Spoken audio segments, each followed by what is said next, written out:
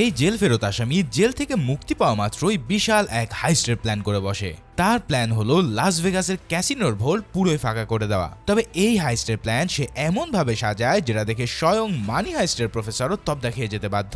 তার প্রতিটা স্টেপে এমন সব মাস্টার স্ট্রোক রয়েছে যেগুলো দেখলে তোমারও লিটারেলি হুশ একদম উড়ে যাবে। তো শেষে এই ডাকাতি কোন লেভেলে চলে যায় তা জানতে নিয়ে এলাম মাস্টারপিস মুভি ওশান 11 এর এক্সপ্লেনেশন। তো চলো আর প্যাচাল না বাড়িয়ে শুরু করা যাক আজকের মুভি এক্সপ্লেনেশন। মুভি শুরুতে এই স্যুটটাই পরা স্মার্ট লোকটাকে দেখে বিজনেসম্যান কিংবা বড় কোনো কর্মকর্তা ভাবলে একেবারেই ভুল করবে। এই লোক একজন প্রফেশনাল ঘাঘু চোর। 4 বছর আগে ড্যানিয়ান ওশান নামের এই ব্যক্তিকে চুরির দায়ে সাজা শোনানো হয়। আজ তার প্যারেলে মুক্তির দিন। তবে মুক্তি পাওয়ার আগে প্যারেলের শুনানিতে সে জেলের অফিসারদেরকে জানায় যে 4 বছর আগে তার স্ত্রী তাকে চলে যাওয়ার কারণে সে ভীষণ ডিপ্রেস হয়ে গিয়েছিল, তাই না জেনে সে কুপথে পা বাড়িয়েছে। তবে এখন তো তার সামনে পড়ে আছে সম্পূর্ণ মুক্তির জীবন। তাকে প্যারা দেওয়ার জন্য তার লাইফে স্ত্রীও নেই, সো সে তার লাইফের বাকি সময়টা একজন ভালো মানুষের মতোই পার করতে চায়। আর বিচারকরাও তার এই কথা শুনে সন্তুষ্ট হয়ে তাকে মুক্তি দেয়। কিন্তু তার চেহারা দেখে তোমাদের কি মনে হচ্ছে এ আদৌ কি কোনো সত্যি কথা বলছে? কারণ তার চোখে মুখে খেলা করছে এক ধূর্ত ভাব, যেন তার মনে বিরাট কোনো প্ল্যান রয়েছে। যাই হোক, জেল থেকে মুক্তি পাওয়ার পর ড্যানিয়েল তার চেহারায় দারুণ একটা ট্রান্সফরমেশন করে নেয়। সাফ সুতরো হয়ে স্যুট টাই পরে সে এমন সাজ নেয় যাতে দেখেই মনে হবে না যে সে সদ্য জেল থেকে ছাড়া পেয়েছে। এবার ছাড়া পাওয়া মাত্রই সে সোজা চলে যায় লাস ভেগাসের একটা ক্যাসিনোতে। অথচ তার প্যারেলের শর্ত অনুযায়ী রাজ্যের বাইরে যাওয়া তার একদমই নিষিদ্ধ ছিল। এবার ক্যাসিনোর এক লোকের কাছ থেকে সে তার বন্ধু রাস্টির খোঁজ নেয়। এই রাস্টি ছিল তার সাবেক পার্টনার ইন ক্রাইম। রাস্টির খোঁজ পাওয়ার পর সে তার সাথে দেখা করতে চলে আসে। এই রাস্টির একটা বড় সড়ো ক্যাসিনোর আসর ছিল, আর সে মারাত্মক লেভেলের এক প্রফেশনাল জুয়ারি। ড্যানিয়ার তার আসরে বসার পর কিছু লোকের সাথে তার দেখা হয় এবং তারা পোকার খেলতে শুরু করলে কিছুক্ষণ পর রাস্টি এসে সেখানে যোগ দেয়। সবার সামনে সে আর ড্যানিয়েল একে অপরকে না চেনার ভান করলেও খেলা শেষেই তারা দুজনে একসাথে বসে পুরাতন দিনের মতন আড্ডা দিতে থাকে। এবার ড্যানিয়েল রাস্টিকে তার মাস্টার প্ল্যানের ব্যাপারে সব খুলে বলে। তোমাদের তো নিশ্চয়ই আগে বলেছি যে ড্যানিয়েলের মতন প্রফেশনাল চোর জেল থেকে ছাড়া পাওয়ার পর শুধরানোর কথা না। যাই হোক, এবার তার মাথায় খেলা করছিল আরো বড় ধরনের প্ল্যান। রাস্টিকে সে জানায় যে তার মাথায় লাস ভেগাসের সবচেয়ে বড় 3টা ক্যাসিনোতে ডাকাতি করার প্ল্যান সেট হয়ে গেছে। মানে চোর থেকে সোজা ডাকাতের পেশায় প্রমোশন পাওয়ার প্ল্যান সে একেবারে রেডি করে রেখেছিল। যাক, রাস্টি প্রথমে তার পার্টনার হতে না চাইলেও পরে আর্থিক লাভের কথা ভেবে সে রাজি হয়ে যায়। কিন্তু এত বড় মাস্টার প্ল্যান সামাল দেওয়ার জন্য ব্যাপক প্রস্তুতি এবং জনবল দরকার, আর তার জন্য দরকার একটা বড় সড়ো ইনভেস্টমেন্ট। এর জন্য তারা শিল্পপতি রুবেন থিকসফের সাথে দেখা করতে যায়। রুবেন প্রথমে তাদের এই কথা শুনে একদম হেসেই উড়িয়ে দেয়, কারণ লাস ভেগাসের এই ক্যাসিনোগুলোতে সিকিউরিটি এতটাই টাইট যে দুনিয়ার কারোর পক্ষে সেখানে ডাকাতি করা একদম অসম্ভব। এই ক্যাসিনোগুলোতে কি নেই? শখানিক ক্যামেরা, সেন্সার এবং ব্লন ভোল্টের সাথে মিলিটারি গ্রেডের অস্ত্র সমেত গার্ডের দল, যাদের চেহারা সুরত দেখলেই মানুষ ভয়ে প্যান্ট ভিজিয়ে দেয়। এত বছরে এদের হাত থেকে কোনো ক্যাসিনো ডাকাতি পালাতে পারেনি, বরঞ্চ তারা দরজার বাইরে আসার পর গার্ডদের হাতে ঠিকই মারা পড়েছে। তো বুঝতেই পারছো, এমন ক্যাসিনোতে ডাকাতি করতে যাওয়া আর নিজের মরণকে দাওয়াত দেওয়া প্রায় একই কথা। কিন্তু ড্যানিয়েল আর রাস্টির মতো ঘাড় তারা প্রফেশনাল চোরদের কাছে এটা স্রেফ একটা চ্যালেঞ্জই। তাই তারা তাদের প্ল্যানে অটল থাকে। কিন্তু রুবেন তাদের এই প্ল্যানে কোনোভাবে সামিল হতে চায় না। তাই সেখান থেকে যখন তারা চলে আসার জন্য রওনা দিচ্ছিল, তখন সে কৌতূহলবশত জিজ্ঞেস করে বসে যে তারা কোন কোন ক্যাসিনোতে ডাকাতি করতে যাচ্ছে। তখন ড্যানিয়েল আর রাস্টি জানায় তারা বেলজিও, দ্য মিরাজ এবং এমজিএম গ্র্যান্ড নামে 3টা ক্যাসিনোতে ডাকাতি করতে চলেছে। এই কথা শোনার পরে তো রুবেনের চোখ কেমন যেন চকচক করে ওঠে, কারণ এই ক্যাসিনোগুলো ছিল তার বিজনেস রাইভাল টেরি বেন্ডিকের। এই লোকের জন্যই সে নিজের ক্যাসিনো বিজনেস পর্যন্ত দাঁড় করাতে পারেনি। এখন প্রথমে ক্যাসিনো ডাকাতে ফান্ডিং করতে না চাইলেও পরে বেন্ড্রিকের ক্যাসিনোর নাম শুনে সে এক লাফে রাজি হয়ে যায়, আর তার কাছ থেকে ফান্ডিং এর আশ্বাস পেয়ে ড্যানিয়েল আর রাস্টি তাদের ডাকাতির জন্য লোক জোগাড় করতে শুরু করে। এবার প্রতিটা কাজকে তারা আলাদা আলাদা ক্যাটাগরিতে ভাগ করে তার জন্য শহরের সবচেয়ে বেস্ট লোকদেরকে হায়ার করতে শুরু করে। এই লোকদের মধ্যে প্রত্যেকেই ছিল সাইকো এবং ফুর্তিবাজ স্বভাবের। তাদের কাজের ধরন দেখলে তোমার হাসি আসতে বাধ্য। সবার আগে তারা বেলাজিও ক্যাসিনোতে ওয়েটারের কাজ করা ফ্র্যাঙ্ক কার্লটনের সাথে হাত মিলিয়েছিল। ড্যানিয়েলকে আমরা এর সাথে দেখা করে রাস্টির খোঁজ নিতে দেখেছিলাম, আর এই ফ্রাঙ্কোই তাদের বিশাল এই ডাকাতিতে সাহায্য করবে।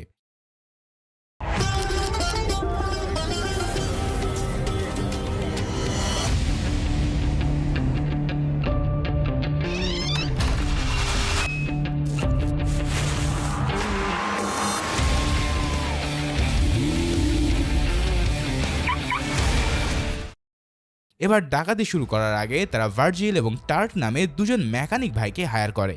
এরা যে কোনো ধরনের চুরি ডাকাতির মিশনে মেকানিক এবং ড্রাইভার হিসেবে কাজ করতে ওস্তাদ। এরপর একে একে তারা সার্ভেলেন্স এক্সপার্ট লিভিংস্টোন, পুরাতন চোর সিউল এবং জিমন্যাস্টিক এক্সপার্ট ইয়ানকে হায়ার করে নেয়। এদের প্রত্যেকেই যে কোনো ডাকাতির জন্য বেস্ট ক্রু। তাদের সবাইকে হায়ার করার পর তারা অ্যামিনিশনের দিকে মনোযোগ দেয়। এর জন্য তুখোর অ্যামিনিশন এক্সপার্ট বেশারের নাম আসে তাদের মাথায়। বেশার নিজেই তখন একটা ব্যাংক ডাকাতি করতে ব্যস্ত ছিল। তার এক্সপ্লোসিভ দিয়ে ব্যাংকের ভোল খোলার স্টাইল দেখলে যে কারোর মাথার হুঁশ একদম উড়ে যাবে। এই টেকনিক ব্যবহার করে সে ভল্ট খুলতে পারলেও তার লোকেরা সিকিউরিটি অ্যালার্ম ঠিকভাবে বন্ধ করতে পারেনি। তাই তো ভল্টে ঢোকার সঙ্গে সঙ্গে প্রচন্ড জোরে সিকিউরিটি অ্যালার্ম বেজে উঠলে পুলিশ এসে তাদেরকে ধরে নিয়ে যায়। ঘাড় ধরে তাকে বের করার সময় হঠাৎ সেখানে রাস্টি এসে হাজির হয়। সে পুলিশ অফিসারদের কাছে নিজেকে ফায়ার আর্মস ডিপার্টমেন্টের অফিসার বলে পরিচয় দিয়ে একটা ফেক আইডি কার্ড দেখায়। এরপর পুলিশ অফিসারদের অন্যত্র পাঠিয়ে দিয়ে সে নিজেই বেশারকে হ্যান্ডেল করার ভান করে, কিন্তু পরক্ষণে পুলিশের চোখ ফাঁকি দিয়ে একটা এক্সপ্লোশন ঘটিয়ে তারা সেখান থেকে ভেগে যায়। তারা দুজনে কিন্তু একে অপরকে আগে থেকে চিনত, আর রাষ্ট্রীয় প্ল্যান শোনার পরেই তার কথায় সে লাফিয়ে রাজি হয়ে যায়। এভাবেই তারা 7 জন লোককে হায়ার করে নেয়, যাদের প্রত্যেকেই কোনো না কোনো বিষয়ে এক্সপার্ট ছিল। সবশেষে লাইনাস নামের এক প্রফেশনাল পকেট মার্কেও নিজেদের দলে তারা ভিড়িয়ে নেয়। হায়ার করা 8 জন সহ ড্যানিয়েল, রাস্টি আর রুবিন মিলে হয়ে যায় মোট 11 জনের টিম। আর এবার এই সবাই মিলে তারা লাস ভেগাসের রুবেনের বাড়িতে এসে ওঠে। রাতের বেলায় ড্যানিয়েল সবাইকে ডেকে তাদের কাজের ব্যাপারে ব্রিফ করতে শুরু করে। বেলাজিও, দ্য মিরাজ এবং এমজিএম গ্র্যান্ড লাস ভেগাসের অন্যতম বড় 3টা ক্যাসিনো। নেভাডা গেমিং কমিশনারের রুলস অনুসারে প্রত্যেকটা ক্যাসিনোতে যতগুলো গেমিং চিপ দিয়ে খেলা হয় ঠিক একই মূল্যের ক্যাশ টাকাও সেখানে থাকতে হবে। যারা আমার আগে এক্সপ্লেন করা 24/1 ক্যাসিনো রিলেটেড মুভি দেখেছো তারা নিশ্চয়ই জানো যে ক্যাসিনোতে খেলার সময় এক ধরনের চিপ ব্যবহার করতে হয়। যাই হোক, 3 ক্যাসিনো মিলে যে পরিমাণ চিপ দিয়ে প্রতিদিন সেখানে খেলা হয় তার মূল্য কমপক্ষে $70 থেকে $80 মিলিয়ন। তবে কিছুদিন পরেই এই ক্যাসিনোর কাছেই একটা বড় বক্সিং ম্যাচ রয়েছে, আর এমন দিনে এই ক্যাসিনোগুলো তাদের পিকে থাকে। অর্থাৎ সেদিন প্রায় $150 মিলিয়ন ট্রানজেকশন হতে পারে এই ক্যাসিনোগুলোতে। আর এই $150 মিলিয়ন রাখা থাকবে বেলাজিওর গ্রাউন্ড ফ্লোরে 200 ফিট নিচে থাকা বিশাল এক ভল্টে। $150 মিলিয়ন কথা শুনে সবার চোখ যেন চকচক করে ওঠে। কিন্তু এই টাকা যে ছেলের হাতের মোয়ানা সেটা ড্যানিয়েলের কণ্ঠ শুনেই বোঝা যায়। সে বলতে থাকে সেখানকার সিকিউরিটি সিস্টেমগুলো মারাত্মক লেভেলের করা। ক্যাসিনোতে ঢোকার পর অনেকগুলো দরজা এবং লোহার গ্রিলের মতন কিছু অংশ পার করে যেতে হয়, যেগুলোকে বলা হয় ক্যাসিনো কেজ। এই দরজাগুলোর প্রত্যেকটাই পিন কোডের মাধ্যমে খুলতে হয়, আর এই পিন কোডগুলো প্রতি 12 ঘন্টা পর পর অটোমেটিকভাবে চেঞ্জ হতে থাকে। দরজাগুলো পার করার পরে একটা এলিভেটরে করে তাদেরকে নিচে নামতে হবে। এই এলিভেটর শুধুমাত্র ক্যাসিনোর মালিক বেন্ড্রিক এবং তার চিফ সিকিউরিটি অফিসার এবং ম্যানেজারের ফিঙ্গারপ্রিন্টের মাধ্যমে খোলা সম্ভব। আর যদি কেউ ফিঙ্গারপ্রিন্ট বাইপাস করে এলিভেটরকে ম্যানুয়ালি নিচে নামানোর চেষ্টা করে তাহলে মোশন সেন্সরের মাধ্যমে অটোমেটিকলি সেটা জ্যাম হয়ে যাবে। যদি এলিভেটর করে নিচে নামা যায় তাহলে বাকি কাজটা মোটামুটি সহজ। এরপর জাস্ট ভল্টের সামনে অস্ত্র হাতে দাঁড়িয়ে থাকা 2 জন গার্ডকে মারতে হবে আর কি। আর এরা কিন্তু টপ ট্রেন গার্ড। এই গার্ডদের যদি মারতে পারা যায় তবে তারপরে তোমাকে পৃথিবীর অন্যতম সিকিউর ভল্টটা খুলতে হবে। আর এতক্ষণ যা বললাম এই সব কিছু করার জন্য সবার আগে তোমাকে ক্যাসিনোর সমস্ত সার্ভেলেন্স সিস্টেমকে অফ করতে হবে। আর যদি সব কিছু করার পর তুমিও ভল্ট খুলতে পারো তাহলে তোমাকে চিন্তা করতে হবে তুমি কিভাবে এই $150 বিলিয়ন বিশাল অ্যামাউন্টের ক্যাশ টাকা নিয়ে বাইরে আসবে। মানে এ যেন পুরোই আনরিয়ালিস্টিক টাস্ক। তবুও $150 মিলিয়ন অঙ্কটাই সবার জন্য একটা ইম্পসিবল কাজ করার মোটিভেশন। এবার সব কিছু ব্রিফ করার পর ড্যানিয়েলের নির্দেশনায় তাদের ডাকাতির প্রিপারেশন শুরু হয়ে যায়। এখন এত বড় ডাকাতির জন্য অনেক সময় ধরেও প্রস্তুতি নিতে হবে, তাই না? তাই প্রথমে ড্যানিয়েল তাদের সবাইকে ক্যাসিনোর ভিতরে গিয়ে সমস্ত গার্ডদের উপরে নজর রাখতে বলে। গার্ডদের নাম, তাদের চলাফেরা, কে কোথায় থাকে, কখন তারা কি খায়, কি করে, এই সব ডিটেলস। এরপর রাস্টি এক নর্তকী মহিলার সাহায্যে একজন গার্ডের পাঞ্চ কার্ড চুরি করতে সক্ষম হয়। এই কার্ড দিয়ে তারা লিভিংস্টোনকে মেইনটেনেন্স কর্মী ড্রেস পরিয়ে ক্যাসিনো সার্ভেলেন্স রুমে পাঠায়, যাতে সে সেখানকার তারগুলোতে একটা চিপ বসিয়ে আসে। এবার এই চিপের সাহায্যে ক্যাসিনোর ভিতরে সব সিকিউরিটি ক্যামেরাকে তারা রুবেনের বাড়িতে বসে নিয়ন্ত্রণ করতে পারত। তাই লিভিংস্টোনও কার্ড পাঞ্চ করে সার্ভেলেন্স রুমের দরজা খুলতে সক্ষম হয় এবং সেখানে সফলভাবে চিপটা বসিয়ে আসে। ওই চিপ বসানোর সাথে সাথে রুবেনের বাড়িতে বসে ক্যাসিনোর ভিতরে সব সিসিটিভি ফুটেজ দেখতে থাকে ড্যানিয়েল আর রাস্টি। তবে লিভিংস্টোন ফিরে আসার সময় তার সাথে একটা গার্ডের দেখা হয়ে যায়। স্বাভাবিকভাবেই সে দরজা খুলতে যায়, কিন্তু হঠাৎ পিছন থেকে ওই গার্ড তাকে ডাকতে শুরু করলে সে ভীষণ ভয় পেয়ে গিয়ে দ্রুত বেরিয়ে যেতে চায়। তবে গার্ড এসে তার হাতে ফোন ধরিয়ে দিয়ে বলে যে এটা আপনি ফেলে এসেছিলেন। মানে তাড়াহুড়ো করে সে নিজের ফোনটাকে সেখানে ফেলে আসতে যাচ্ছিল। অন্যদিকে রুবেনের বাড়িতে বসে সিসিটিভি ফুটেজে এই দৃশ্য দেখে ড্যানিয়াল আর রাষ্ট্রিত্ব আত্মারাম খাঁচা ছাড়া হয়ে যাওয়ার জোগাড়। তবে ভালোই কাজ শেষ হওয়ায় লিভিংস্টোন রুবেনের বাড়িতে নিরাপদে ফিরে আসে। অন্যদিকে ড্যানিয়াল ব্যাশারকেও এই ক্যাসিনোর পাওয়ার সাপ্লাই দেখে আসতে বলেছিল, কারণ ডাকাতির রাতে তাদেরকে এই পাওয়ার সাপ্লাইটা কাট করতে হবে। এছাড়াও লাইনাসকেও তারা বেলুনওয়ালার ছদ্মবেশে ক্যাসিনোর ভিতরে তদারকি করতে পাঠায়। ফাইনালি সব কাজ শেষ হয়ে যাওয়ার পর এবার তাদের প্রিপারেশনের সবচেয়ে বড় টাস্ক। ড্যানিয়াল সবাইকে নিয়ে বেলজিওর ভোল্টের মতন হুবহু একটা রেপ্লিকা ভোল্ট তৈরি করার কাজে লেগে পড়ে। আসল ভোল্ট খোলার আগে এই ভোল্টটা খুলে তাদেরকে প্র্যাকটিস করে নিতে হবে। তাই যখন সবাই ভল্ট তৈরির কাজে ব্যস্ত ছিল, ঠিক সেই সময়টায় রাস্টি চলে যায় লাইনাসের কাছে। লাইনাস বেশ কিছুদিন ধরে বিভিন্ন বেশে ক্যাসিনোর ভিতরে ঢুকে নজর রাখছিল। রাস্টি তার কাছ থেকে জানতে পারে যে বেন্ড্রিক খুবই সচেতন আর স্ট্রিক্ট লোক। প্রতিদিন সে তার ক্যাসিনোতে এসে ম্যানেজারের কাছ থেকে সমস্ত হিসাব বুঝে নেয়। এছাড়াও ক্যাসিনোর সব গার্ডকেও সে ভালোভাবে চেনে। যেসব হাই প্রোফাইলের লোকেরা ক্যাসিনো খেলতে আসে তাদের সাথেও সে দেখা করতে যায়। আর যদি কেউ কখনো তার পিছনে লাগে তাহলে সে তার 3 পুরুষের সর্বনাশ না করা পর্যন্ত থামে না। একবার ক্যাসিনোতে চুরি করার অপরাধে তার এক কর্মচারীকে ফ্যামিলি সহ সে পথে বসিয়েছিল। তবে এই ব্যান্ড্রিকের একটাই উইকনেস, বড় বড় বিলিনিয়ারদের মতন তার উইকনেসও একজন নারী। তবে লাইনাস তার নামটা এখনো পর্যন্ত জানতে পারেনি, কিন্তু রাস্টি তাকে এক নজর দেখে বলে যে তার নাম টেসি। কিন্তু টেসিকে সে চেনে কি করে? যাক, পরের সিনে আমরা তার উত্তর পেয়ে যাই।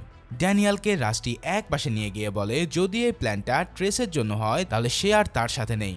এখান থেকে আমরা জানতে পারি যে ট্রেস আসলে ড্যানিয়ালের সেই এক্স ওয়াইফ, আর এখানে সে বেন্ড্রিকের প্রেমিকা। ড্যানিয়ালও স্বীকার করে নেয় যে হ্যাঁ, বেন্ড্রিককে লুটে নেওয়ার পিছনে ট্রেস একটা কারণ। তবে সে ইমোশনকে সাইডে রাখতে জানে, আর এই প্ল্যান পুরোপুরি বাস্তবায়ন হওয়ার আগে সে কোনো ধরনের বোকামি করবে না। এদিকে প্রথমবারের মতন আমরা পর্দায় বেন্ড্রিককে দেখতে পাই। তার চেহারা দেখে বোঝা যাচ্ছে যে সে একজন বিলিনিয়ার। তার বর্তমান প্রেমিকা ট্রেস একটা জাদুঘরের কিউরেটর। জাদুঘরে তার সাথে দেখা করার পর ট্রেসকে রাতে দেখা করার অফার দিলে সেও রাজি হয়ে যায়। রাত্রেবেলা সে যখন রেস্টুরেন্টে বসে বেন্ড্রিকের জন্য অপেক্ষা করছিল, তখনই কেউ একজন এসে তার কাঁধে হাত রাখে। তবে সেই লোকটা বেন্ড্রিক নয়, বরং তার স্বামী ড্যানিয়াল। ট্রেস তাকে দেখা মাত্রই সেখান থেকে চলে যেতে বলে। ড্যানিয়াল তার কাছে অতীতের জীবনের জন্য ক্ষমা চেয়ে তাকে ফিরে আসতে বলে, কিন্তু তাতে ট্রেসের মন একেবারেই গলে না এবং সে সব জানিয়ে দেয় যে সে এখন বেন্ড্রিকের সাথে আছে। ট্রেস তাকে বলে যে সে জানে না সে কি করছে, কারণ বেন্ড্রিক এসে তাকে দেখতে পেলে কেলেঙ্কারি হয়ে যেতে পারে। কিন্তু ড্যানিয়াল আসলে ভালো করেই জানতো যে সে কি করছে। এই সময়টাতেই সাউল একজন বিজনেসম্যানের ছদ্মবেশ নিয়ে বেন্ড্রিকের সাথে তার ক্যাসিনোতে দেখা করতে গিয়েছিল। এর জন্য আগে থেকেই ড্যানিয়াল তাকে স্যুট টাই পরিয়ে বডিগার্ড সমেত একবারে বিলিনিয়ারের মতন গেট আপ করে রেডি করে রেখেছিল। আর সিউলো ক্যাসিনোতে পৌঁছানোর পর ম্যানেজারের কাছে নিজেকে লাইম্যান জার্গার নামের একজন আর্মস ডিলার হিসেবে পরিচয় দিয়ে সরাসরি বেন্ড্রিকের সাথে দেখা করতে চলে যায়। ম্যানেজার বেন্ড্রিককে ব্যাপারটা জানালে সে যখন সিউলের সাথে দেখা করতে যায় তখন সিউলো পারফেক্ট রাশিয়ান উচ্চারণের সাথে কথা বলতে থাকে। সে জানায় যে তার কিছু মূল্যবান জুয়েলারি সহ একটা ব্রিফকেস কয়েকদিনের মধ্যেই লাস ভেগাসে এসে পৌঁছাবে। ব্রিফকেসে যে হিরেগুলো থাকবে সেগুলো খুবই মূল্যবান, তাই সেগুলো রাখার জন্য কোনো সিকিউর জায়গা দরকার। তখন বেন্ড্রিক ব্রিফকেসটাকে সেফ হাউসে রাখার অফার দেয়, কিন্তু সিউল বলে সেফ হাউসের মতন কম সিকিউরিটি জায়গায় তার এই জিনিস রাখা চলবে না, তার আরও বেশি হাই সিকিউরিটি সমৃদ্ধ জায়গা দরকার। নিশ্চয়ই তোমরা বুঝে গেছো যে সিউল আসলে কিসের ইঙ্গিত করছে। আসলে সে চাইছিল বেন্ড্রিক ব্রিফকেসটাকে তার ক্যাসিনো ভল্টে রাখতে রাজি হোক, কিন্তু মূল্যবান জিনিসের বদলে সেই বক্সগুলোতে করে ভল্টে কি জিনিস পাঠানো হবে তা তোমরা একটু পরে দেখতে পাবে। যাক, সিউল আর বেন্ড্রিকের এই ডিসকাশন শেষ হওয়ার পর বেন্ড্রিক ট্রেসের সাথে দেখা করতে চলে যায়। সেখানে ট্রেসের সাথে ড্যানিয়ালকে বসে থাকতে দেখলে ট্রেস তাকে নিজের এক্স হাজবেন্ড বলে পরিচয় দেয়। বেন্ড্রিক ড্যানিয়ালের জেলে যাওয়ার ব্যাপারটা জানতো, আর সেটা নিয়ে তাকে খোঁচাও দিতে শুরু করে। তবে ড্যানিয়াল তাতে রেগে না গিয়ে নিজের মাথা কুল রাখে। এরপর তার সামনেই তারা দুজনে প্রেম আলাপ শুরু করলে সেখান থেকে ড্যানিয়াল চলে যায়। এখন কাটা ঘায়ে কি আর নুনের ছিটা সহ্য হয় বলো? তবে এর জবাব কিন্তু ড্যানিয়াল খুব শীঘ্রই দিতে চলেছে। রুবেনের বাড়িতে ক্যাসিনোর ভল্ট রুমের একটা অবিকল রিপ্লেকা তৈরি করার পর সে তার ক্রুদেরকে নিয়ে সেখানে প্র্যাকটিস শুরু করে দেয়। ক্যাসিনোর ভিতরে টাকার বক্সে করে আস্ত জিমন্যাস্টিক ইয়ানকে পাঠিয়ে তার মাধ্যমে ভিতর থেকে ভল্টের দরজার খোলার প্ল্যান আগে থেকেই করা হয়েছিল। ইয়ানও প্র্যাকটিসের সময় তার কারিশমা দেখিয়ে প্রমাণ করে যে এই কাজের জন্য সে একদমই পারফেক্ট। তবে এই প্র্যাকটিস সেশনের মধ্যেই হঠাৎ গায়ে নোংরা মাখা অবস্থায় বেশার এসে হাজির হয়। ড্যানিয়েল তাকে পাওয়ার সাপ্লাই চেক করতে পাঠিয়েছিল, তাই আন্ডারগ্রাউন্ড টানেলে ঢুকে তার এই অবস্থা। যাই হোক, সে জানায় যেই পাওয়ার সাপ্লাইকে তাদের উড়িয়ে দেওয়ার কথা ছিল তাতে আজকে কোনো একটা গন্ডগোল হয়ে গেছে, আর ক্যাসিনোর লোকেরা ইলেকট্রিশিয়ান ডেকে সেটা মেরামত করার চেষ্টা চালাচ্ছে। এই লাইনগুলো আলাদা আলাদাভাবে সেট করা থাকায় এগুলোকে বিচ্ছিন্ন করা খুবই কঠিন। তবে তার মাথায় আরও একটা মতলব আছে, যদি কোনোভাবে একটা পিঞ্চ ডিভাইস এসে ইলেকট্রোম্যাগনেটিক পালস পাঠানো যায় তাহলে 30 সেকেন্ডের জন্য পাওয়ার সাপ্লাই বন্ধ করে দেওয়া সম্ভব। এখন এতটুকু সময়ের মধ্যেই তাদেরকে ভিতরে ঢুকে পড়তে হবে। বেশারের কাছ থেকে সেটার ব্যাপারে জানার পর রাস্টি আর ড্যানিয়েল কয়েকজনকে সাথে নিয়ে ডিভাইসটা চুরি করতে যায়, আর সফলভাবে তারা সেটাকে চুরি করতেও সক্ষম হয়। কিন্তু বিল্ডিংয়ে ঢোকার আগে তারা লায়েন্সকে ভিতরে রেখে এসেছিল। এদিকে গাড়ির সামনে সিটে বসে থাকা ভার্জিল আর টার্ক মারামারি শুরু করে দিলে লায়েন্স বিরক্ত হয়ে গাড়ি থেকে বেরিয়ে বিল্ডিংয়ের ভিতরে ঢুকে পড়ে। ড্যানিয়েল তার দলবল নিয়ে পিন্স চুরি করে আনার পরে লায়েন্সকে না দেখতে পেয়ে চিন্তায় পড়ে যায়। কিছুক্ষণ পর তারা দেখতে পায় যে লায়েন্স ওই বিল্ডিংয়েরই দোতলায় দৌড়াচ্ছে, কারণ কিছু লোক তাকে তাড়া করছে। ড্যানিয়েল দ্রুত তাদের ভ্যানটাকে পিছনে নিতে বলে, আর লায়েন্সও সুযোগ বুঝে বিল্ডিংয়ের জানলা ভেঙে ছাদের উপরে লাফ দেয়। এরপর তাদেরকে ভেতরে ঢোকাতে গিয়ে ইয়ান আবারও হাতে ব্যথা পেয়ে বসে। মানে এই টিমের এক একজন যেন পুরোই কমেডি সার্কাস। যাই হোক, কোনোভাবে তারা পিন্স চুরি করে রুবেনের বাড়িতে ফেরার পর আর এক দুঃসংবাদ পায়। লিভিংস্টোন ড্যানিয়েলকে জানায় যে বেন্ড্রিক তাকে রেড ফ্ল্যাগ হিসেবে চিহ্নিত করেছে, অর্থাৎ ক্যাসিনোতে ঢোকা মাত্রই তার উপরে নজর রাখার জন্য সে লোক লাগিয়ে দিয়েছে। তখন রাস্টি বলে ওঠে এইসব তারই দোষ, কেননা সে বোকার মতন ট্রেসের সাথে দেখা করতে গিয়েছিল। এখন এই প্ল্যান তার জন্য ভেস্তে যেতে চলেছে, তাই এই প্ল্যান থেকে সে পুরোপুরি বাদ। সব কন্ট্রোল এখন রাস্টির হাতেই থাকবে। কিন্তু ক্যাসিনোতে ঢোকার পর ভল্টের এক্সপ্লোসিভ ট্রিগারটা ড্যানিয়েলেরই চাপার কথা ছিল। ইয়েন সেটা করতে রাজি হয়ে গেলে তার প্রয়োজনও ফুরিয়ে যায়, তাই ড্যানিয়েল নিজেও এই কথার বিরুদ্ধে তেমন কিছু বলতে পারে না।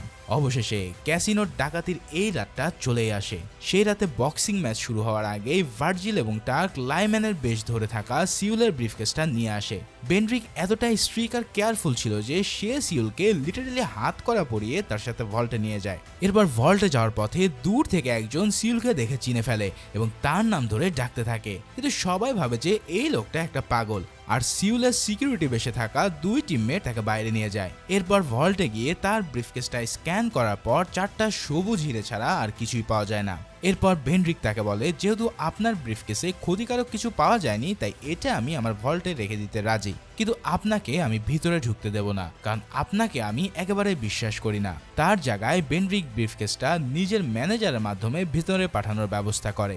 এই ব্রিফকেসটাকে ভিতরে রেখে বেরিয়ে আসার পথে হঠাৎ অফিসারের বেশে থাকা লায়েন্স এসে বেন্ড্রিকের কাছে নিজেকে নেভাডা গেমিং কমিশনের একজন অফিসার বলে পরিচয় দেয়। এদিকে বেন্ড্রিক ভল্টে থাকার সময় তার এক গার্ডের কাছ থেকে জানতে পেরেছিল যে ড্যানিয়েল তার ক্যাসিনোতে এসে ঘোরাঘুরি করছে, তাই সে তার পিছনে দুজন লোক লাগিয়ে দেয়। অন্যদিকে লায়েন্স তার সাথে কথা বলার সময় রাস্টি ইয়ানকে ট্রাঙ্কে করে ভিতরে পাঠানোর ব্যবস্থা করতে থাকে। এখানে ইয়েন একজন জিমনাস্টিক হওয়াতে সে সহজে ট্রাঙ্কের ভিতরে ঢুকে যায়। ওদিকে গেমিং অফিসারের ছদ্মবেশে থাকা লায়েন্স বেন্ড্রিককে জানায় যে তার ক্যাসিনোতে একজন সাজাপ্রাপ্ত আসামি ভুয়া নাম দিয়ে চাকরি করছে।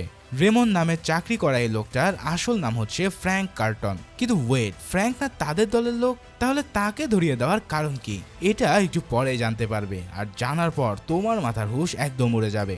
লায়েন্স বেন্ড্রিকের সাথে কথা বলার সময় ফ্র্যাঙ্ক হঠাৎ ভীষণ রেগে গিয়ে তার উপরে চড়াও হতে চায়, আর লায়েন্সও তাকে এড়ানোর জন্য এক পাশে সরে যায়, আর এরই মধ্যে সে তার আসল কাজটা করে ফেলে। তোমরা তো আগেই জেনেছো যে লায়েন্স একজন পকেটমার ছিল, আর সে এবার বেন্ড্রিকের পকেটে থাকা পরবর্তী 12 ঘন্টার সিকিউরিটি কোডের কাগজটা নিয়ে নেয়, আর এর জন্যই ফ্র্যাঙ্ককে ধরিয়ে দেওয়ার এই নাটকটা তারা করেছিল। ভাইরে ভাই, এ যেন পুরো মানি হাইস্ট লেভেলের প্ল্যান। যাই হোক, বেন্ড্রিক কিন্তু ফ্র্যাঙ্ককে তেমন কিছুই করে না, সে জাস্ট তার ম্যানেজারের মাধ্যমে তাকে চাকরি থেকে বের করে ক্যাসিনোর বাইরে পাঠিয়ে দেয়। এদিকে বেন্ড্রিক বিজি থাকার সুযোগে ভার্জিল আর টার্কো তাদের কাজটা সেরে নেয়। ক্যাসিনোর ক্যাশ সাপ্লাইয়ের ছদ্মবেশ ধরে তারা টাকার ট্রাঙ্কে ভল্টের গার্ডদের কাছে নিয়ে যায়। এখন এই ট্রাঙ্কের ভিতরে কিন্তু ইয়েন লুকিয়ে আছে। এখন এই ভুয়া ওয়ার্কারদের তো আর কোনো আইডি কার্ড থাকবে না, তাই গার্ডরা তাদের আইডি কার্ড দেখতে চাইলে তারা বলে যে কার্ড তারা বাসায় ফেলে এসেছে, আর এর জন্য তারা দুজনে নিজেদের মধ্যে ঝগড়াও শুরু করে দেয়। এখানে গার্ড তাদের উপর বেশি সন্দেহ না করে ট্রাঙ্কটাকে ভিতরে নিয়ে চলে আসে। আর এদিকে আগে থেকে ক্যাসিনোতে বসে থাকা ড্যানিয়েল হঠাৎ ট্রেসের কাছে চলে আসলে ট্রেস তাকে বলে যে আমি বুঝে গেছি তোমার নিশ্চয় কোনো মতলব আছে, যদি উল্টাপাল্টা করার কিছু চেষ্টা করো তাহলে খুব বিপদে পড়বে। কিন্তু ড্যানিয়েল তাকে বলে যে সে শুধু তাকে বিদায় জানাতে এসেছে। এই কথা বলে সে তাকে একটা কিস করে বসে। আর এই দৃশ্য দেখে পিছনে লেগে থাকা দুজন তাকে বেন্ড্রিকের সাথে দেখা করাবে বলে অন্য আর একটা রুমে নিয়ে যায়, কিন্তু অদতে তারা সেখানে তাকে ধোলাই দেওয়ার জন্য নিয়ে গিয়েছিল। আর এই ধোলাই দেওয়ার জন্য সেখানে রেডি ছিল গাট্টা গোট্টা এক লোকটা ওই দুজন গার্ডের সামনে তার মুখে কষে এক ঘুষি মারে। কিন্তু গার্ডরা যখন তাকে মার খাওয়ার জন্য রেখে চলে যায় তখন ওই লোকটা বলে বসে যে সরি ভাই, আমি একটু জোরেই মেরে দিয়েছি। মানে এই লোকটাও আগে থেকে ড্যানিয়েল কিনে রেখেছিল। এখন এই লোক তাকে সোজা এলিভেটরের উপরের অংশে নিয়ে যায়। ড্যানিয়েল আর দেরি না করে লিফটের উপরের অংশে উঠে পড়ে। এদিকে এই সময়টায় লায়ন্স একে একে সব সিকিউরিটি ডোর পাস করে এলিভেটরের কাছে এসে পড়ে। ঠিক সেই মুহূর্তেই এক গার্ড তাকে সিসিটিভিতে দেখে সন্দেহ করে বসে। কিন্তু এদিকে আবার সিউল তার খেলা দেখাতে শুরু করে। অনেকক্ষণ ধরে তাকে ভল্টের ভিতরে রাখা ব্রিফকেসের ছবিটা দেখানো হচ্ছিল, আর সিউলও কেমন যেন হাঁসফাঁস করার ভান করছিল। যেই সময়টায় গার্ড লাইন্সকে সিসিটিভি ফুটেজে দেখে ফেলে ঠিক তখনই সিউল হার্ট অ্যাটাক করার ভান করে নিচে পড়ে যায়। এই কারণে সবার মনোযোগ মনিটর থেকে সরে গিয়ে তারা ডাক্তার ডাকতে শুরু করে। আর এই সুযোগেই লিভিংস্টোন পুরো সিসিটিভিতে পুরাতন এক ফুটেজ চালিয়ে দেয়, কারণ আগে থেকে তার হাতে ক্যাসিনোর সমস্ত সিসিটিভির কন্ট্রোল ছিল। কি এবার বুঝতে পারছো তো সিউল কেন এই হার্ট অ্যাটাকের ভং ধরেছিল? ভাইরে ভাই, কি লেভেলের মাস্টার প্ল্যান না সাজিয়েছে এরা। এরপরে কাণ্ড দেখলে তোমরা আরো বেশি চমকে যাবে। সিউলকে দেখার জন্য যে ডাক্তারকে দেখা হয়েছিল সে ছিল রাস্টি। সে এসে কিছুক্ষণ সিউলের বুকে চাপাচাপি করার পর তাকে মৃত ঘোষণা করে। আর এরপর ছদ্মবেশে থাকা ভার্জিল আর টার্কের সাহায্যে সে তাকে বাইরে নিয়ে যায়। এই মোমেন্ট দেখে আমি আর আমার হাসি দমিয়ে রাখতে পারিনি। যাক, এদিকে লায়ন্স এলিভেটরের ঢাকনা খুলে সেখানে ড্যানিয়েলকে বসে থাকতে দেখে পুরোই চমকে যায়। এরপর সে বুঝতে পারে যে রাস্তির সাথে তার ঝগড়া আসলে কেবলই একটা ভং ছিল। এদিকে লায়ন্স আর ড্যানিয়েল লিফটের বাইরের দিকে দড়ি লাগিয়ে সেখান থেকে ঝুলে পড়ে। এরপর তারা লিভিংস্টোন এবং বেশারকে সিগন্যাল দেয়। বেশার আগে থেকে তার পিঞ্চ ডিভাইসটা নিয়ে রেডি ছিল, তাই সিগন্যাল পাওয়া মাত্রই সে তার ডিভাইসটা চালু করে দেয়। আর মুহূর্তে একটা ছোটখাটো বিস্ফোরণে বিশাল ম্যাগনেটিক পালস জেনারেট হয় এবং 30 সেকেন্ডের জন্য পুরো লাস ভেগাসেরই ইলেকট্রিসিটি চলে যায়। ঠিক এই সময়টাতে বেন্ড্রিক ট্রেসিকে নিয়ে সেই বক্সিং ম্যাচ দেখা ব্যস্ত ছিল। তার কোনো খবরই ছিল না যে ক্যাসিনোর ভিতরে কি কাণ্ড চলছে। এদিকে অন্ধকারের সুযোগে লায়ন্স আর ড্যানিয়েল উপর থেকে লাইট স্ট্রিপ নিচে ফেলে দিয়ে সেই আলোতে দড়ির সাহায্যে নিচে নেমে পড়ে। আর পরক্ষণে 30 সেকেন্ডের মাথায় ইলেকট্রিসিটি আবারও এসে পড়ে, কিন্তু কাজটা ততক্ষণে হয়ে গেছে। লায়ন্স আর ড্যানিয়েল এখন ক্যাসিনোর কেজের ভিতরের ভল্টের সামনে, কিন্তু তখনও সেখানে দুজন গার্ড ছিল, কিন্তু তারা এবার সহজেই তাদেরকে এক ধরনের ডিভাইস দিয়ে অজ্ঞান করে দেয়। এরপর তাদেরকে সরিয়ে নিয়ে তারা দরজার সামনে চলে আসে। এখন এই ভল্টের ভিতরেও আরো একটা ভল্ট ছিল যার ভিতরে আসলে টাকা থাকতো, আর বাইরের দিকের অংশে থাকতো মূল্যবান জিনিস। সিউলের ব্রিফকেসটাও ঠিক সেখানেই ছিল। এলিভেটরের পথ দিয়ে সেই পার্টে নামার পর ড্যানিয়েল ব্রিফকেসটাকে তুলে নিয়ে হীরাগুলোকে বের করে নেয়। এরপর সে দরজার বাইরে হাত দিয়ে জোরে একটা বাড়ি মারে। এবার দরজায় বাড়ি দিতে ভিতরে আগে থেকে বসে থাকা ইয়েন এক লাফে দরজার দিকে চলে যায়। এরপর সে দরজায় বাড়ি মেরে মেরে সিগন্যাল দিতে থাকে যে কোথায় এক্সপ্লোসিভ লাগাতে হবে। এখন এই এক্সপ্লোসিভ গুলো কোথা থেকে এলো তাকে তোমরা ধরতে পেরেছো? যদি ধরতে না পারো তাহলে বলে রাখি, এগুলোই আসলে সেই ব্রিফকেসে রাখা হিরেগুলো। ভাইরে ভাই, আর কত মাস্টার প্ল্যান দেখবো এই মুভিতে, মানে লিটারেলি পুরো মাথা ঘুরিয়ে দেওয়ার মতন। এবার বাইরে থেকে ইয়েনের বাড়ি মারার শব্দ শুনে ড্যানিয়েলও ভল্টের দরজায় এক্সপ্লোসিভ লাগাতে থাকে। এরপর লাগানো শেষ হয়ে গেলে সে পকেট থেকে টিগার বের করে একটা চাপ দেয়, কিন্তু এর মধ্যে ইয়েন আবার তার ব্যান্ডেজ পেঁচানো হাতটা দরজায় আটকে বসেছিল। লিভিংস্টোন এই দৃশ্য মনিটরে দেখতে পেয়ে ড্যানিয়েলকে বারবার ট্রিগার চাপতে নিষেধ করে, কিন্তু সেটা তার কান পর্যন্ত পৌঁছায় না, কারণ এই বদ্ধ জায়গায় কোনো সিগন্যালই পাস হচ্ছিল না। ড্যানিয়েল ট্রিগার টানতে গেলে যদি বিস্ফোরণ হয় তাহলে ইয়েনেরও উড়ে যাওয়ার কথা, কিন্তু অবাক করার ব্যাপার হলো যে ট্রিগার টানার পরেও কোনো ধরনের বিস্ফোরণ হয় না। আসলে সে ট্রিগার ডিভাইসের ভিতরের ব্যাটারিটা লাগাতেই ভুলে গিয়েছিল। যাক, ব্যাটারি লাগিয়ে ট্রিগার চাপা মাত্রই বিস্ফোরণের দরজা উড়ে যায়, আর এই দেরির কারণেই ভাগ্যক্রমে ইয়ান সেখান থেকে বেঁচে ফেরে। এদিকে লিভিংস্টোন হঠাৎ রাস্টিকে আর একটা সিগন্যাল দেয়। সে কিন্তু ততক্ষণ ডাক্তারের বেশ বদলে আর একটা বেশ নিয়েছিল। এবার সে একটা ফোন নাম্বার ডায়াল করে, আর এই ফোনটা বেজে ওঠে ট্রেসের পকেটে। ফোন বেজে উঠতে দেখে সে ভীষণ অবাক হয়ে যায়, কারণ তার কাছে তো কোনো সেল ফোনই নেই। তবুও বেন্ড্রিকের কথায় সে ফোনটা রিসিভ করলে ওপাশ থেকে রাস্টি কথা বলে ওঠে। সে বেন্ড্রিককে জানায় যে তারা তার ক্যাসিনো ভল্টে ডাকাতি করতে চলেছে। কিন্তু এ কি, এই সময় এসে তার এমন করাটার মানেটা কি? নাকি এটাও তার মাথা গুলিয়ে দেওয়ার মতন আর একটা প্ল্যান? সেটার উত্তর না হয় আমরা একটু পরেই পাবো। তবে আমাদের পাশাপাশি ট্রেসির মাথাটাও গুলিয়ে ওঠে যখন সে বুঝতে পারে যে তার পকেটের ফোনটা ড্যানিয়েলে ঢুকিয়েছে। কোন সময় এই কাজ হয়েছে তা তো তোমরা নিশ্চয়ই বুঝতে পারছো। হ্যাঁ, ওই কিসিং গুড বাই দেওয়ার সময় সে এই ফোনটা ঢুকিয়ে দেয়। যাই হোক, রাস্টি বেন্ড্রিককে তার সিকিউরিটি ক্যামেরা দেখতে বলে এবং সে মনিটরে এসে দেখতে পায় যে সবকিছু স্বাভাবিক আছে। কিন্তু লিভিংস্টোন তখন ফেক ফুটেজ সরিয়ে আসল ফুটেজ চালিয়ে দিলে বেন্ড্রিক এবার দেখতে পায় যে তার সাধের $150 মিলিয়ন তিনজন মিলে ব্যাগে ভরছে। অর্থাৎ ড্যানিয়েল, লায়ন্স আর ইয়েন ততক্ষণে কাজ শুরু করে দিয়েছে। এই সব কিছু দেখে বেন্ড্রিক কি করবে যেন নিজেই বুঝে উঠতে পারছিল না। এরপর সে রেগে মেগে ট্রেসকে সেখান থেকে চলে যেতে বললে ট্রেসও সেখান থেকে চলে যায়। এরপর সে রাস্ট্রিকে বলে, কংগ্রাচুলেশনস, তুমি আমার ভল্টে ঢুকতে পেরেছো, কিন্তু এখান থেকে তুমি জীবন্ত বের হতে পারবে? রাস্ট্রি তখন বলে যে সেই ব্যবস্থাও বেন্ড্রিক নিজেই করবে, কারণ তারা ভিতরে কেবল অর্ধেক টাকা ব্যাগে ভরে নিয়েছে আর বাকি অর্ধেকে তারা এক্সপ্লোসিভ লাগিয়ে রেখেছে।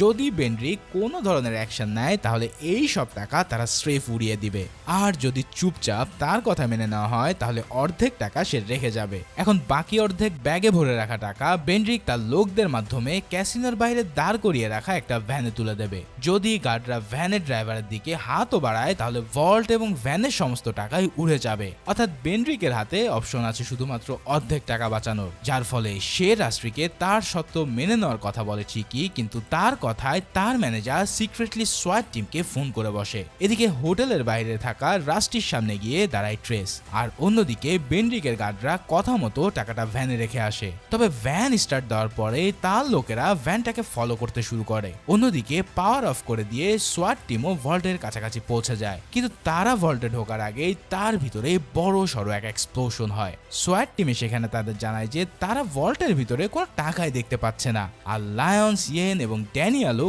কোথায় যেন গায়েব হয়ে গেছে। সম্ভবত সোয়াট টিম আসার আগেই তারা হয়তো ভেঙে গেছে। এই অবস্থায় বেন্ড্রিক ভাবে যে হয়তো ডাকাতরা তাকে ধোকা দিয়ে পুরো টাকাটাই ভ্যানে ভরে নিয়ে যাচ্ছে। তাই তৎক্ষণাৎ সে তার লোকদেরকে ভ্যানটাকে থামাতে বলে, কিন্তু তাকে পুরো অবাক করে দিয়ে ভ্যানটা নিচ থেকেই থেমে যায়। এরপর লোকগুলো দ্রুত টায়ারে গুলি করে সব টায়ারগুলোকে পাঞ্চার করে দেয়, কিন্তু পরক্ষণেই হঠাৎ প্রচন্ড শব্দে গাড়ির মধ্যে একটা বিস্ফোরণ ঘটে। তবে এই বিস্ফোরণে কোনো আগুন না ধরে স্রেফ ধোঁয়া বের হতে থাকে, কারণ এই ব্যাগগুলোতে ছিল পার্টি ফ্লেয়ার্স, আর গাড়ির ড্রাইভিং সিটে এসে তারা আর কাউকেই দেখতে পায় না। উল্টো সেখানে একটা সিকিউরিটি ক্যামেরা লাগানো ছিল। আসলে এই গাড়িটাকে দূর থেকে রিমোট কন্ট্রোলের মাধ্যমে কন্ট্রোল করে যাচ্ছিল ভার্জিল আর সিওল। এবার বেন্ড্রিকের লোকেরা যখন তাকে জানায় যে গাড়িতেও একটা টাকা নেই, তখন তার মাথায় তো পুরোই হাত। তাহলে গার্ডরা যে ব্যাগগুলো গাড়িতে রেখে এসেছিল সেগুলোতে ছিল পার্টি ফ্লেয়ার্স, কিন্তু টাকা তাহলে গেল কোথায়? সে দ্রুত তার ম্যানেজারকে ফোন দিয়ে বলে যে ভল্টের সিসিটিভি ফুটেজে ফ্লোরে বেলাজিও লেখা আছে কিনা তা দেখো। ম্যানেজার না সুযোগ জবাব দিলে সে বুঝতে পারে যে এই ডাকাতির সিনটা আসলে পুরোই ফেক, কারণ ভল্টের মেঝেতে কয়েকদিন আগেও সে বেলাজি লেখার একটা টাইলস লাগিয়েছিল। তার মানে হুবহু একই রকমের একটা ভল্ট তৈরি করে তাতে তারা এই ভিডিও শুট করে রেখেছে।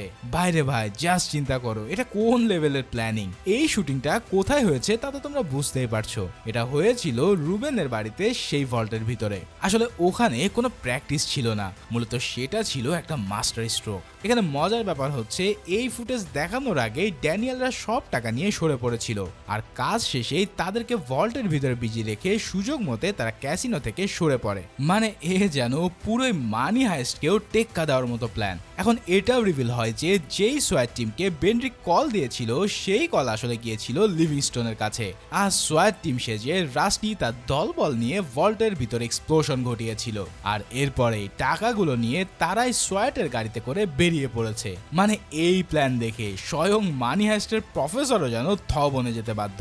এদিকে বেন্ড্রিকের তো পুরো বেহাল দশা, সে বুঝতে পারছিল না যে সে কি করবে। রাগে দুঃখে তার হঠাৎ মনে হয় যে এই ঘটনার পিছনে ড্যানিয়েলের কোনো হাত নেই। তো তৎক্ষণাৎ সে ড্যানিয়েলকে মারার জন্য যে রুমে পাঠিয়েছিল সেখানে চলে যায়, কিন্তু দরজা খুলে সে দেখতে পায় যে ভেতরের লোকটা এখনো তাকে মেরেই যাচ্ছে। তার মানে ড্যানিয়েল তার কাজ সেরে চুপিসারে এই রুমে ফিরে এসে আবারও মার খাওয়ার নাটক করছিল। এদিকে বেন্ড্রিক তাকে জিজ্ঞেস করে যে এই ঘটনার পিছনে তার কোনো হাত আছে কিনা, কিন্তু ড্যানিয়েলের চেহারা দেখে মনে হয় যে এই কথা শুনে সে পুরো আকাশ থেকে পড়ে। সে অবাক হয়ে বলে ওঠে যে এই ঘটনার মানে কোন ঘটনা, আমার তো কিছুই মাথায় ঢুকছে না। বেন্ড্রিক তখন তার গার্ডদেরকে তাকে বের করে দিতে বলে। এবার বেরিয়ে যাওয়ার সময় ড্যানিয়েল বলে ওঠে যে কেউ কি ডাকাতি করে তোমার সবকিছু নিয়ে গেছে। ঠিক এই কথাটা শুনে বেন্ড্রিক তখন তাকে শেষবারের মতন ডাকাতির পিছনে হাত আছে কিনা তা স্বীকার করতে বলে, কিন্তু ড্যানিয়েল সেটা জবাব না দিয়ে জিজ্ঞেস করে যে যদি আমি তোমার টাকা ফিরিয়ে আনতে পারি তাহলে তুমি কি ট্রেসিকে ছেড়ে দেবে।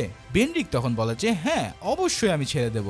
আর এখান থেকে প্রমাণ হয় যে তার কাছে টাকাটাই সবকিছু। ড্যানিয়েল তখন তাকে বলে যে সে একজন লোককে চেনে যার কাছে আমেরিকার সব ডাকাতদের খবর থাকে, তাকে সময় দিলে সে 72 ঘন্টার মধ্যে ওই ব্যক্তির সাথে যোগাযোগ করে কিছু একটা করার চেষ্টা করতে পারে। কিন্তু বেন্ড্রিক আর তাকে বিশ্বাস না করে প্যারেল ভঙ্গ করার জন্য তাকে পুলিশের হাতে ধরিয়ে দিতে বলে। ওদিকে রাস্টি কিন্তু টেসিকে ফোন করে তার হোটেলের টেলিভিশন স্ক্রিন অন করতে বলে আর বলে যে তুমি চ্যানেল 88 দেখো। এবার এই চ্যানেল অন করার পরে সে দেখতে পায় যে ড্যানিয়েল আর বেন্ড্রিকের সেই কনভারসেশন যেখানে বেন্ড্রিক টাকার জন্য তাকে ছেড়ে দেবে বলেছে। তখন সেও বুঝে যায় যে বেন্ড্রিকের মতন বড় লোকেরা তাকে যে কোনো মুহূর্তে ছেড়ে দিতে পারে, অথচ ড্যানিয়েল তাকে সত্যিকারের ভাবে ভালোবাসতো যার জন্য সে এত দূর অব্দি এসেছে। ওদিকে ড্যানিয়েলকে পুলিশ তার প্যারেল ভঙ্গ করার জন্য ধরে নিয়ে যাচ্ছিল, কারণ তার উপর যে কোনো রাজ্যের বাইরে ট্রাভেল করার নিষেধাজ্ঞা ছিল। টেস পুলিশের সামনে তাকে নিজের স্বামী বলে পরিচয় দেয় আর দৌড়ে আসার সময়ও বেন্ড্রিক যখন তাকে ডাক দিয়েছিল তখন সে জবাব দিয়ে বলেছিল আমি সবই দেখেছি। এই কথা বলেই সে তার দিক থেকে মুখ ফিরিয়ে চলে আসে। তার মানে তো তোমরা ঠিক বুঝতেই পারছো, বেচারা বেন্ড্রিক তার টাকা আর প্রেমিকা দুটোই হারালো। অন্যদিকে ড্যানিয়েলকে ধরে নিয়ে যাওয়ার আগে ট্রেস আর তার সম্পর্ক আগের মতোই হয়ে যায়। এদিকে প্যারেল ভঙ্গ করার অপরাধে তার 6 মাসের জেল হয়। ততদিনে তার টিমের লোকেরা নিজেদের ভাগের টাকা নিয়ে আরামায়েশে দিন কাটাচ্ছে। তাদের সবার ভাগ্যে জুটেছে পাক্কা $13 মিলিয়ন করে। 6 মাস পর জেল থেকে মুক্তি পেলে তাকে রিসিভ করার জন্য আসে রাস্টি। আর গাড়িতে ওঠার সময় সে দেখতে পায় সেখানে তার জন্য অপেক্ষা করছে তার স্ত্রী ট্রেস। এবার তাদের দুজনের মধ্যে আগের মতোই আবার রোম্যান্স জেগে ওঠে, কিন্তু বেন্ড্রিকও এত সহজে হাল ছাড়ার পাত্র নয়। তাই তো গাড়ি স্টার্ট দেওয়ার সাথে সাথেই তার দুজন লোক সেই গাড়িটাকে ফলো করতে শুরু করে। ঠিক এমনই একটা মুহূর্ত দিয়ে এই মুভিটা এখানেই শেষ হয়ে যায়। তবে তোমরা নিশ্চয়ই আন্দাজ করতে পারছো যে এই মুভির আরো কয়েকটা পার্ট রয়েছে। হ্যাঁ, এই মুভির রয়েছে আরো 2টো পার্ট, আর যেখানে দেখানো হবে ড্যানিয়েল আর বেন্ড্রিকের পরবর্তী লড়াইগুলো। সেগুলোর এক্সপ্লেনও হয়তো খুব শীঘ্রই এই চ্যানেলে চলে আসবে। এখন সেই পর্যন্ত সবাই ভালো ও সুস্থ থাকো। আল্লাহ হাফেজ।